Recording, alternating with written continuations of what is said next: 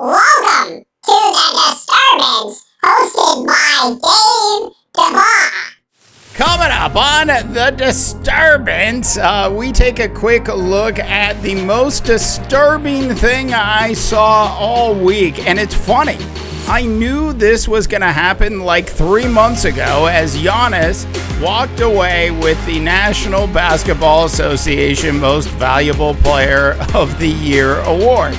And clearly, without a doubt, as clear as we know that water is wet, LeBron James should have won this award, and I'll explain to you why on The Big Show today. All right, so I'm Dave DeVaugh. You have turned into The Disturbance. Thanks so much for tuning in across our podcast network. We're everywhere that you can pick up podcasts. If you're watching this on YouTube, please go ahead and hit that big red subscribe button when you have a chance. Now, I want to preface this story at the very beginning by saying it's not that I don't think Giannis had a fantastic year. You'd be crazy to think that he didn't. He led a team from Milwaukee. The Milwaukee Bucks, a team from Milwaukee, had the best record in the National Basketball Association this year. That on itself should get you consideration for the Most Valuable Player of the Year award.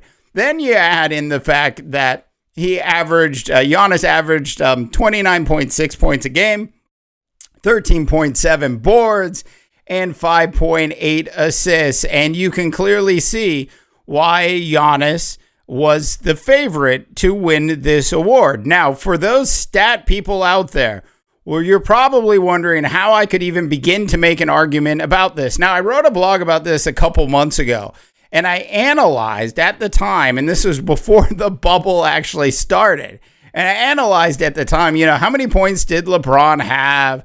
How many rebounds? So it was like 25.7 points for LeBron at the time, almost 8 rebounds. And at the time, he was averaging, coming into the bubble, he was averaging like 10.5 assists per game. And when I looked at that 10.5 assists per game, and then I looked at, how many more points Giannis was really just averaging. And then I looked at the overall records of the two teams. And then I said, well, the Lakers are really only like 3.5, 4 games behind the Milwaukee Bucks for the best record in the National Basketball Association, and they're playing in the Western Conference. I mean, we all know that the Western Conference is significantly more difficult. I can rattle off all the stats if you want me to. I'm not going to bore you with any of that, but we all know that the Western Conference is about 20-25% more difficult than the East. And so for the Lakers to have done as well as they did with such a ragtag team that they put together sort of overnight is impressive. Now, I know somebody out there is going to say, well, they have Anthony Davis on their team. I mean, they had Anthony Davis. Look, when they played without LeBron and Anthony Davis was there, they did not play that well. Anthony Davis, how many playoff series did Anthony Davis win as the focal point in New Orleans?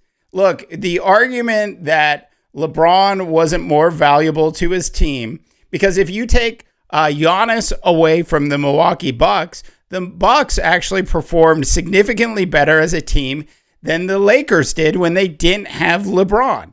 How did the stat geeks not see this? I've got the answer for that, and I'll give it to you here in a minute. And let's just say it's a little bit of ageist.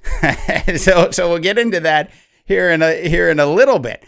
But you look at this stuff and you say, well, LeBron, his averaging, 10.6 assists per game, the impact that has on his basketball team is significantly more. The fact that LeBron recognized early in the year that he was going to have to play point guard. He had never played point guard at all in his career. And I know it's not like a true point guard, but he still played point guard, and he averaged, 10.6 assists and led the National Basketball Association in assists in his 35th year on the earth and his 17th year in the National Basketball Association. That is an amazing feat. That is an absolutely amazing feat. And for the voters to not take that into consideration as they were going through their stats makes it an absolutely ridiculous outcome of this particular vote. Now, there are all sorts of stats out there. There's, the impact stats, the stats that show that the assists, if you compare his assists to Giannis's assists, the impact of LeBron's assists are significantly more and had more of an effect on the Los Angeles Lakers team than Giannis did. And when you sort of double the amount of assists, you can see where that impact was even greater. So that being said, it was clear when I looked at the voting as it sort of came down for this, it was clear that what the voters looked at was the 29.6 points per game, the 13.7 rebounds per game, and the fact that a big guy being as tall as Giannis is averaged almost 6 assists per game. And they said, he's a young guy. He's got a huge future in front of him. He plays for a small market team in Milwaukee. This is the second year in a row that he's going to win the award. He's clearly passed the eye test. He's clearly the future of the National Basketball Association. Now, this is important. He's clearly the future of the National Basketball Association. And this is where the ageist piece comes in. And I'm sure there isn't a smoking gun document anywhere which tells the voters that they have to vote for the younger player. But that's really what this seems like. And I could go back and I could look at Michael Jordan, and we could go analyze, the 5 MVP awards that Michael Jordan won. And I could probably tell you that he absolutely deserved another 2 or 3 later in his career and didn't get them because the National Basketball Association media and the voters didn't want to vote for the old guy. There, I said it. That is precisely why. Look, if LeBron James was the exact same age as Giannis was this year, who do you think would have won? Do you think they would have gone with the guy that had more assists, the guy that was a little bit more flashy, the guy that could actually find a way to get his team out of the second round of the National Basketball Association playoffs?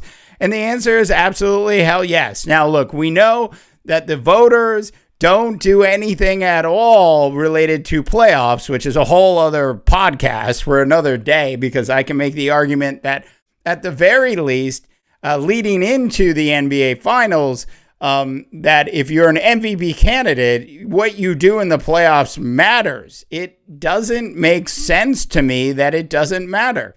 If it's not going to matter, then the MVP award should be purely a statistical award. But LeBron James did so much more for his team. I mean, not to mention, the tragedy of Kobe and how he rallied his team around during that time. Not to mention the fact that when you actually look at this Los Angeles Lakers team, and you actually look at all of the pieces and all the new pieces that they have on this team, and for LeBron James to actually find a way to get, like Dwight Howard to play at the level that Dwight Howard played for the Lakers this year. Yeah, to get McGee to play at the level that he played at this year. Look, it's across the board. LeBron James was absolutely the most valuable player, and he passed the eye test as well.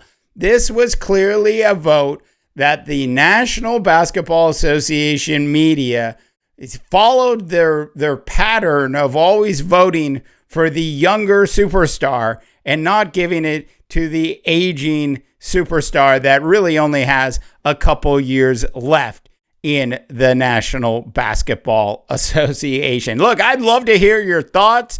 Go ahead and drop your comments in. It would be great. We'd love to hear what you have to say. That is it. We have a bunch of really cool new things coming up on the mighty.rip website. So when you have a chance, check it out. The Disturbance podcast show has a couple of different weekly shows, which one of the new shows debuted last week, The Gods of Odds, where we cover the National Football League, so make sure you check that out. For The Disturbance, I am Dave DeBaugh, reminding you that for more semi-witty sports commentary, check out our big website at mighty.rep. The